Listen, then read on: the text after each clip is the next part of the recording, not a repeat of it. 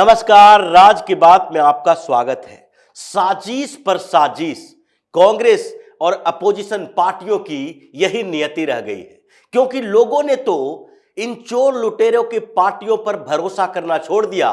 तो इन लोगों ने नए तरीके अपनाए कि अब सुप्रीम कोर्ट में जाओ, चुनाव आयोग पर सवाल उठाओ, चुनाव की प्रक्रिया पर सवाल उठाओ और किसी तरीके से लोगों की नजरों में यह साबित करने की कोशिश करो कि प्रधानमंत्री नरेंद्र मोदी ये जो चुनाव जीत रहे हैं, ये चुनाव लोगों के समर्थन से नहीं जीत रहे हैं, बल्कि कुछ गड़बड़ियां करके जीत रहे हैं। और यही साजिश फिर से शुरू हुई। उसके हथियार बने अरुण गोयल, जो चुनाव आयुक्त थे एक दिन पहले तक, उन्होंने इस्तीफा दे दिया ऐसे समय में जबकि चुनाव की घोषणा होनी है। वो घूम घूम कर चुनाव आयोग की बैठकें कर रहे थे, जायजा ले रहे थे अलग अलग राज्यों में चुनाव की प्रक्रिया कैसे की जाएगी, रेलवे की क्या भूमिका होगी, पैरामिलिट्री फोर्सेस कहां कहां डिपोट किए जाएंगे, ये सारी स्थितियों का जायजा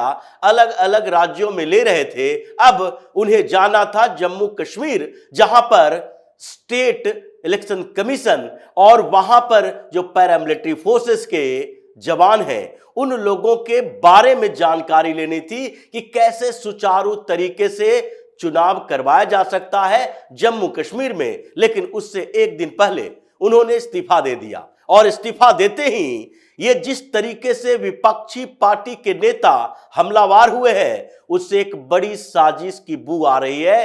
तभी तो पीएम मोदी भयानक गुस्से में है, नाराज चल रहे हैं और उन्होंने कड़ी चेतावनी दी है कि इस तरीके की घटिया राजनीति और साजिश हिंदुस्तान में लोगों को नहीं बरगला सकती है, क्योंकि लोगों को अब पूरा भरोसा है अपने प्रधानमंत्री के ऊपर। जिस तरीके से ये पार्टियां सुप्रीम कोर्ट में जाकर चुनाव आयोग के ऊपर सवाल उठाकर, ईवीएम के ऊपर सवाल उठाकर लोगों को भ्रमित करने की कोशिश करती है, वो भ्रमित करने की कोशिश अब कामयाब नहीं होगी।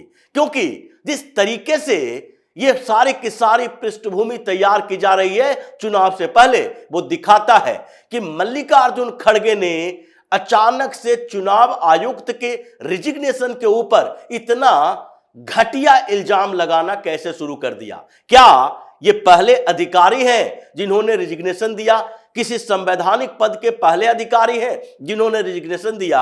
अगर कोलकाता हाईकोर्ट के जस्टिस अभिजीत गंगोपाध्याय इस्तीफा देते हैं, भारतीय जनता पार्टी में आते हैं और इस्तीफा देने से पहले वो टीएमसी के ऊपर सैकड़ों सवाल उठाते हैं, जजों के ऊपर सवाल उठाते हैं, तो क्या अपोजिशन पार्टियां उनसे ये कभी नहीं पूछी कि ये परेशानियां जो पैदा हुई है टीएमसी की सरकार में? ममता बनर्जी डिक्टेटर है, ममता बनर्जी कोर्ट से लेकर वहां के पुलिस तक ऐसे मैनेज कर रही है कि उनके भ्रष्टाचार को, उनके गुंडागर्दी को छिपाए रखा जा सके। लेकिन ऐसा नहीं होगा। अचानक से अरुण गोयल का इस्तीफा है, यह एक सवाल खड़ा करता है किसके ऊपर? विपक्षी पार्टियों के ऊपर, जो कि बड़ी से बड़ी साजिश करने में महारत हासिल किए हुए हैं। और इस बार भी यही लग रहा है कि अरुण गोयल को एक हथियार की तरह उपयोग किया गया कि चुनाव होने वाला है। अभी एक चुनाव आयुक्त रिटायर हो चुके हैं, एक और अगर आप इस्तीफा दोगे हंगामा खड़ा करेंगे, क्योंकि 3 सदस्यीय चुनाव आयोग में केवल chief election commissioner Rajiv Kumar ही बच जाएंगे और एक ही चुनाव आयुक्त, जो मुख्य चुनाव आयुक्त हैं, उनको पूरे चुनावी प्रक्रिया की देखरेख करनी पड़ेगी। क्योंकि नए चुनाव आयुक्त को नियुक्त करने की प्रक्रिया में हम ही तो शामिल हैं और हम इसे अटकाए रखेंगे और इसलिए इसे टाल टाल के चुनाव की घोषणा तक ले जाएंगे। फिर मॉडल कोड ऑफ कंडक्ट लागू होगा और उसके बाद महत्वपूर्ण अपॉइंटमेंट किए ही नहीं जा सकते हैं। और यही बड़ी साजिश के तहत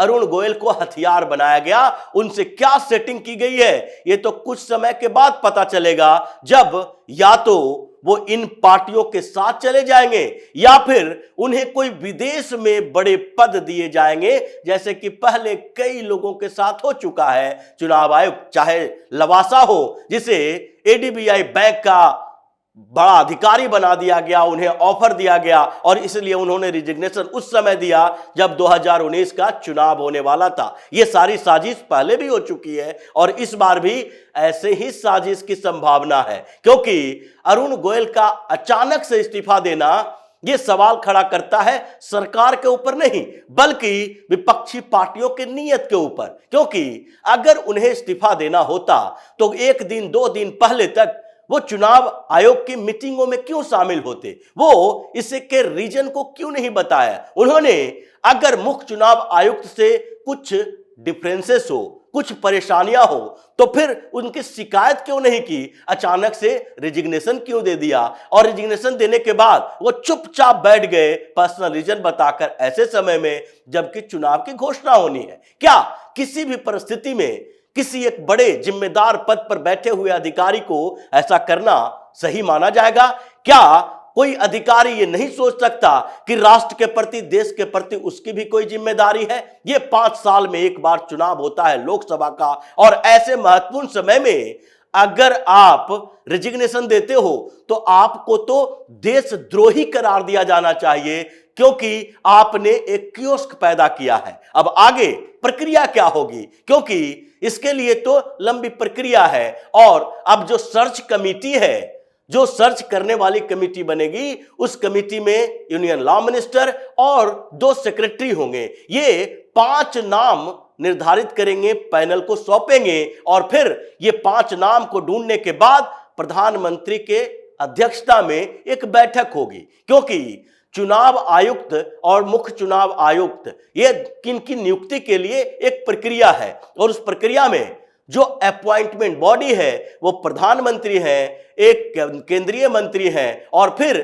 जो सबसे बड़ी विपक्षी पार्टी है उसके लोकसभा में नेता है। अब ये 3 लोग में 2 लोग तो सरकार के पक्ष में होंगे, लेकिन तीसरा व्यक्ति अधीर रंजन चौधरी है जो पिछली बार भी बैठकों से भागता रहा था। जब अरुण गोयल को चुनाव आयुक्त बनाया गया था तब भी इन लोगों ने नई कॉन्स्पिरेसी की थी। पहले तो बैठक में हिस्सा नहीं लिया, बनाए जाने के बाद उनको चैलेंज करने के लिए सुप्रीम कोर्ट पहुंच गया और सुप्रीम कोर्ट पहुंचने वाले कौन था? सुप्रीम कोर्ट एडीआर की तरफ से पहुंचा गया था, जिसके वकील होते हैं यही प्रशांत भूषण, जो इलेक्शन बॉन्ड के मसले पर भी सुप्रीम कोर्ट में एडीआर के ही सारा किया धरा था और उसमें प्रशांत भूषण ही वकील थे। और अभी वो जो कोर्ट की अवमानना का आरोप एसबीआई के ऊपर लगा रहे हैं चुनावी बॉन्ड को लेकर, उसमें भी प्रशांत भूषण ही वकील है। मतलब ये पूरी सीरीज चल रही है, एक के बाद एक, एक के बाद एक, और ऐसे में ये विपक्षी पार्टियों के हथियार बने हुए हैं। जैसे कि मल्लिकार्जुन खड़गे ने तत्काल कहा कि ये इलेक्शन कमीशन नहीं, इलेक्शन ओमिशन है, ये तो डिक्टेटरशिप है। सारे संवैधानिक संस्थानों पर सरकार कब्जा करते जा रही है, प्रधानमंत्री मोदी कब्जा कर रहे हैं और ये डिक्टेटरशिप की पराकाष्ठा है। राजद की तरफ से मनोज झा उधर से कूद पड़े मैदान में और उन्होंने भी ऐसे ही सवाल उठाए कि ये चुनाव आयोग एक संवैधानिक संस्था है और यह स्वतंत्र निष्पक्ष होनी चाहिए। चुनाव से पहले अगर चुनाव आयुक्त रिजाइन दे देते हैं और एक ही चुनाव आयुक्त रहते हैं जो मुख्य चुनाव आयुक्त है, तो इसमें तो ट्रांसपेरेंसी पर सवाल उठेगा कि चुनाव कराने वाली संस्था जो है वो सरकार के इशारे पर काम कर रही है, ईवीएम में गड़बड़ी किए जा रहे हैं। किस आधार पर उन्होंने इस्तीफा दिया ये तो वही बताएगा जिसने इस्तीफा दिया। अरुण गोयल को सामने आकर बताना चाहिए कि देश के साथ है या देश से गद्दारी कर रहा है। इसलिए उसी के साथ साकेत गोयल टीएमसी के राज्यसभा सांसद, जिस पार्टी में भ्रष्ट, चोर, लुटेरे, गुंडे, बदमाश, दरिंदे सारे पैदा हो गए हैं, भ्रष्टाचार की नदियां बह रही है पश्चिम बंगाल में, उस पार्टी के नेता को शर्म नहीं आती कहने में कि चुनाव आयुक्त का रिजिग्नेशन डिक्टेटरशिप की पराकाष्ठा है। हिंदुस्तान में संवैधानिक संस्थानों को ऊपर कब्जा किया जा रहा है, इस डेमोक्रेटिक व्यवस्था में व्यवधान डाला जा रहा है। यहां पर सरकार है जो चुनाव निर्धारित करती है किसको जीतना है, किसको हारना है। तो क्या भारतीय जनता पार्टी जो इतनी स्ट्रेटजी बना रही है, प्रधानमंत्री नरेंद्र मोदी ये जो रैली पर रैली कर रहे हैं, लोगों के साथ मिलजुल रहे हैं, अगर चुनाव को प्रभावित ही करना होता तो क्या जरूरत पड़ी थी उनको केरल, तमिलनाडु, आंध्र प्रदेश, तेलंगाना जाने की, नॉर्थ ईस्ट में 2-2 दिन गुजारने की, पश्चिम बंगाल में 4-4 रैलियां एक सप्ताह के अंदर करने की? वो तो ऐसे ही चुनाव प्रभावित कर लेते, जीत जाते। इन बेशर्मों को, जिसकी पार्टी के अंदर शाहजहां शेख जैसा दरिंदा है जो महिलाओं की इज्जत आबरू से खेलता है, इन पार्टियों में जहां पांच चटर्जी जैसे घटिया लोग बैठे हैं, 50-50 करोड़ रुपया कैश में जिसके घर पे और जिसके गर्लफ्रेंड के घर पे, ये 60 साल के बुड्ढों के गर्लफ्रेंड हीरोइनों के साथ घूमने वालों के घर पे पैसे मिलते हैं, वो सब सवाल उठाता है। ममता बनर्जी को शर्म नहीं आती इस बात के लिए कि उसकी सरकार जहां पर है वहां पर पुलिस पर हाई कोर्ट बार बार सवाल उठाती है, सीबीआई और ईडी को वहां पर हाई कोर्ट के निर्देश पर जांच के लिए भेजा जाता है, और तभी भी ईडी की टीम पर हमला करता है ये टीएमसी का गुंडा, और वो कहता है कि केंद्र में डिक्टेटरशिप है। ये सारी पार्टी राजद के, ये मनोज झा को शर्म आनी चाहिए कि उसका नेता लालू प्रसाद यादव, जो अभी भी सजा याफ्ता है, बेल पे पैरोल पे बाहर है, और उसकी पार्टी के एक एक नेता, ये देखिए 2.5 करोड़ रुपया कैश में बरामद होता है। सुभाष यादव के खिलाफ मामला चल रहा है, उसे गिरफ्तार कर लिया ईडी ने, इसलिए कि वो बालू माफिया बनके लालू प्रसाद यादव के लिए, उसके घर परिवार के लिए फ्लैट, मकान, दुकान, पैसे पहुंचा रहा था। ये चोर लुटेरों की पार्टियां सवाल उठा रही है, लेकिन इसी बात को लेकर पीएम मोदी को गुस्सा आया है, कड़ी चेतावनी दी है। ये राहुल गांधी और मल्लिकार्जुन खड़गे, ये बुढ़ापे में मल्लिकार्जुन खड़गे को जब ईडी ने पूछताछ के लिए बुलाया था तो ये शर्म नहीं आई थी कि इंडिया प्राइवेट लिमिटेड के दफ्तर में हम क्या कर रहे हैं?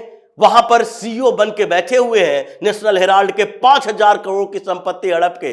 जिस ऑफिस में ईडी की टीम पहुंची, बोले यही 5,000 करोड़ के कारोबार के ऑफिस है, जहां पर एक चपरासी और एक सीईओ जो कांग्रेस का बड़ा नेता है, यही दोनों मिलकर पूरा ऑफिस चला रहा है, और प्रॉपर्टी 5,000 करोड़ की हड़प लिया है। अभी तो नोटिस जाना बाकी है। ईडी पूरी तैयारी कर रही है ये राहुल गांधी, सोनिया गांधी, मल्लिकार्जुन खड़गे, पवन बंसल जैसे लोगों के खिलाफ नोटिस भेजने की कि इन चोर लुटेरों को बाहर छोड़ा नहीं जा सकता, जेल में ही इसके लिए जगह है। क्योंकि जिस तरीके से एक के बाद एक घटिया साजिश, चुनाव आयुक्त को रिजिग्नेशन का एक कारण बनना और उसके साथ सेटिंग करना और फिर उसी को सवाल खड़ा करना, चुनाव आयोग के बाद सुप्रीम कोर्ट में जाकर ये वकीलों की फौज खड़ी करना, सिब्बल जैसे लोग जो चुनाव आयुक्त के रिजिग्नेशन पर भी सवाल उठा रहा है, और यही लोग सुप्रीम कोर्ट में गया था कि प्रधानमंत्री को नियुक्त करने का अधिकार नहीं होना चाहिए चुनाव आयुक्त को, और इसलिए सुप्रीम कोर्ट ने कहा भी था कि इसमें एक लीडर ऑफ अपोजिशन रहेगा, एक प्रधानमंत्री रहेंगे और एक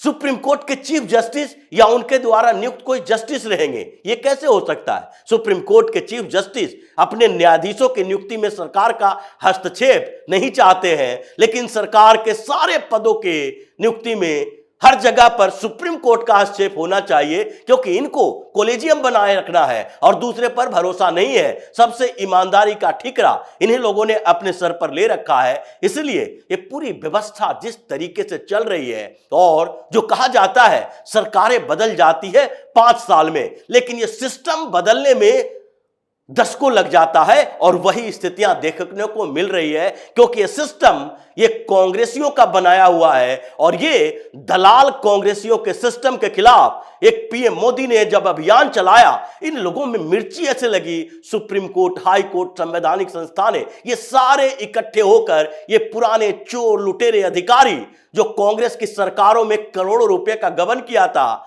अब एक साथ मिलकर भारतीय जनता पार्टी के खिलाफ, पीएम मोदी के खिलाफ एकजुट हो रहे हैं, उन्हें हथियार दे रहे हैं। सुप्रीम कोर्ट के रास्ते, हाई कोर्ट के रास्ते, चुनाव आयोग के रास्ते, इन्हीं सब के रास्ते। और इन लोगों को जवाब भी देना होगा कि क्या लोग तुम्हें पसंद कर रहे हैं? अगर पसंद नहीं कर रहे हैं तो फिर तुम सरेंडर कर दो, कॉन्स्पिरेसी मत करो, क्योंकि कॉन्स्पिरेसी करोगे तो उसका जवाब ऐसा मिलेगा कि फिर तिहाड़ जैसे जेलों में इन भ्रष्ट चोर लुटेरे नेता और अधिकारियों के लिए जगह नहीं बचेगी। तो इसी तरह की खबरों के साथ फिर से हाजिर होंगे। तब तक के लिए बने रहिए हमारे साथ और देते रहिए हमें सहयोग, ताकि इसी तरह की खबर हम आपके लाते रहें। धन्यवाद।